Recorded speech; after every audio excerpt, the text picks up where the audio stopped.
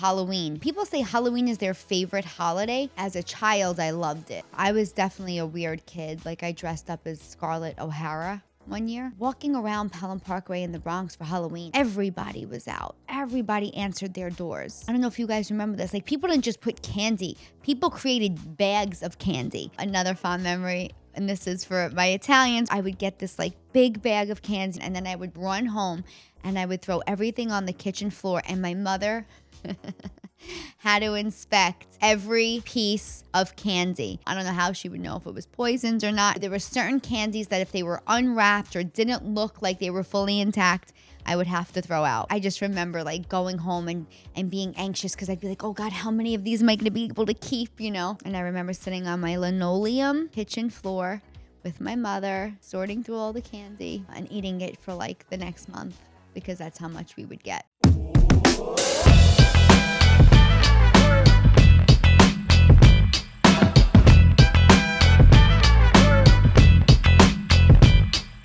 Coffee Talk. Good morning, everybody. Welcome to Coffee Talk with Cannistraci.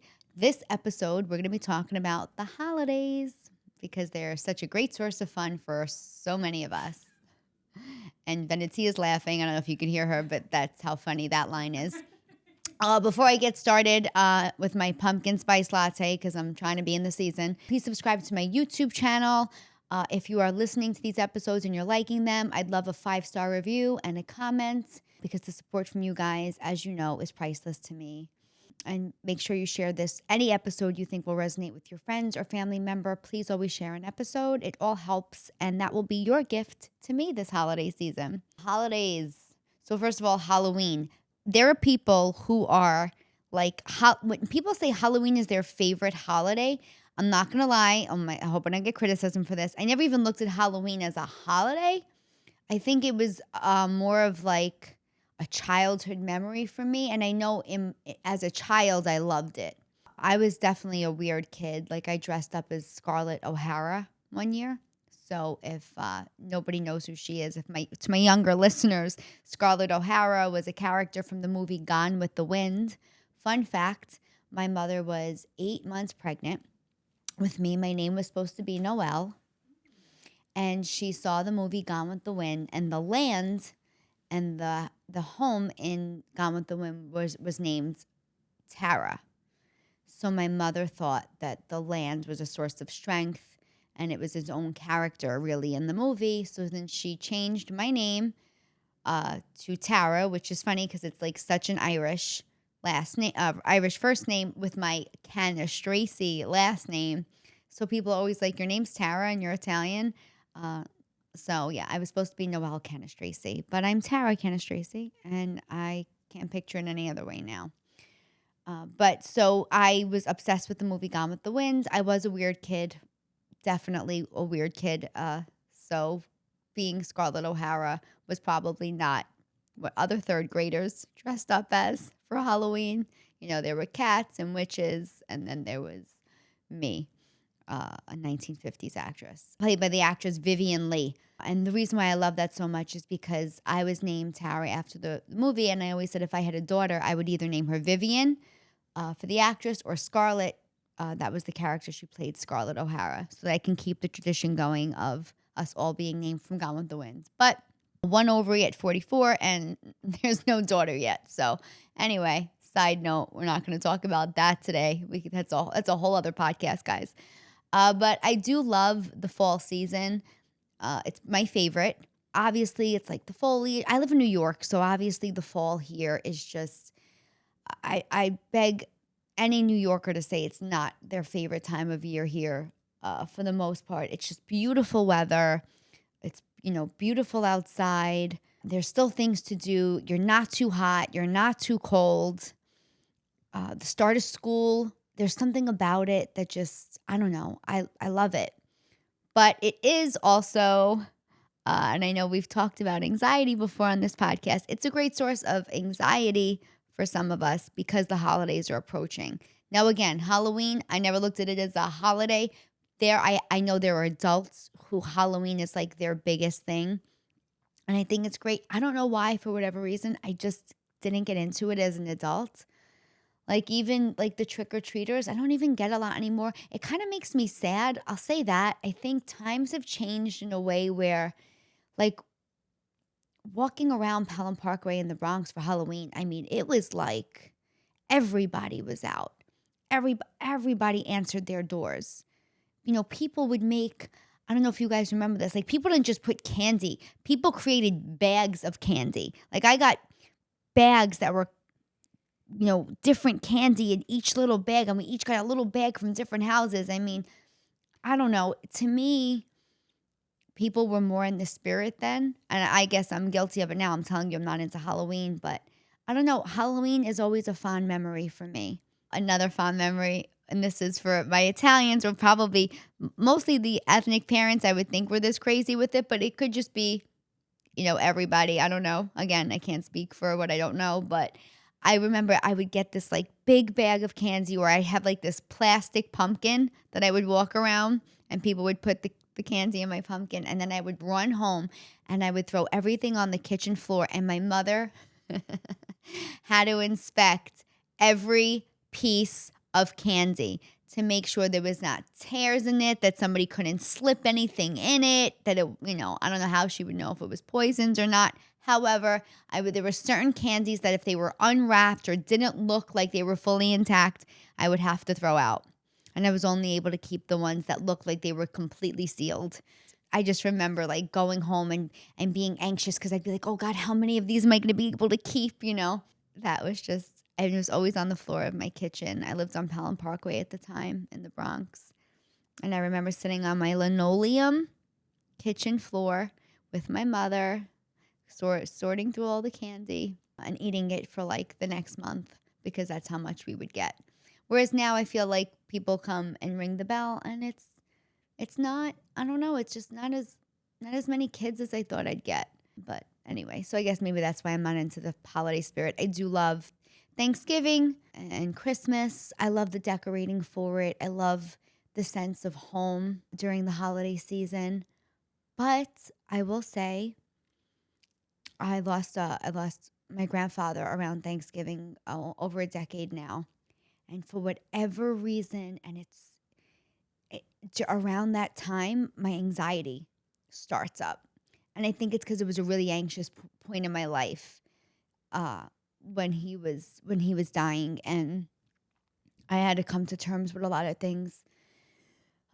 Because he was this man who loved me so much, and I remember when he passed. I remember it was the first time I'd ever felt this, losing someone. I remember feeling less loved. I don't know how to explain that. I'm like almost getting teary-eyed now when I talk about it, but I remember he thought so much of me that I thought, wow, this person who thinks I'm so great is no longer here. Almost taking away from, me feeling that good about myself. And that was a really weird feeling. And I often wonder now if around that time, around Thanksgiving, if that's a reason why I get more anxious. I also get really anxious around Christmas, which is like my favorite holiday to decorate for. I love shopping for people. Like I have that Christmas spirit in me. However, every month of December, I am like not a happy person. It got better last year. Maybe the year before was a little better than that. It could have just been, I could contribute it to things going on in my life, moving or getting married, or, changing careers, or particular things not going well. But for whatever reason, I don't remember a good December in the last 10 years except for last year, which is sad. And I'm sure there's more to that than I know. I've talked about being a counselor on this episode, a licensed counselor. I was actually a residential psychologist for an institution called YAI, Young Adult Institute. It's the National Institution for People with Disabilities. And I worked with all sorts of people with disabilities during the time that I worked there. And some were severely challenged, almost nonverbal. And I remember reading their charts, to see the history of what happened to some of these people. And during traumatic times in their life, even though they couldn't speak it, even though they may not recognize it by the words that we were saying, they would get anxious if it was around the time of year that something traumatic happened to them. And I realized there were other symbols that was that same time of year, whether it was the weather that I just said, oh, I love fall, I love the foliage, I love the weather. But if something traumatic happens to somebody during that time, that beautiful change of season could be really triggering for someone. And it was triggering in the people who couldn't really verbalize it. So, it could be something from my childhood. It could be, I did split my holidays a lot as a kid because I came from divorced parents. That could have made me anxious, although I think my mother and father really tried their hardest and did a pretty good job at sheltering me from some of that, although the early years were harder till they figured out the system and how to work together and how to make it easy for me. So maybe it's just that's something that triggers me. But I know for others, it's just like being around certain family members. Listen, it's like the oldest tale of time that like we get anxious. There's movies about like having to see family on holidays, or it's okay to love being with your family. I come from a big Italian family, right? We're supposed to love all being together and but it's okay. It's okay to not want to be around certain family members. I have evolved into this person who's now a woman who's 44 years old, who has her immediate family, but now has an extended family and have my friends that have become my family. And if that's what my holiday table looks like, people that I want to be around, that I consider my family, whether there's a bloodline there or not, that's still okay. It really should be about who you consider family on these holidays and who you feel good around. I know we have obligations to certain people. I know we feel guilty about not being around certain family members or certain, friends even. But I say to you this, the holidays are a shared source of anxiety for many as much as they are a time of joy. So, like anything else, do what you have to do for you. Do what is best for you.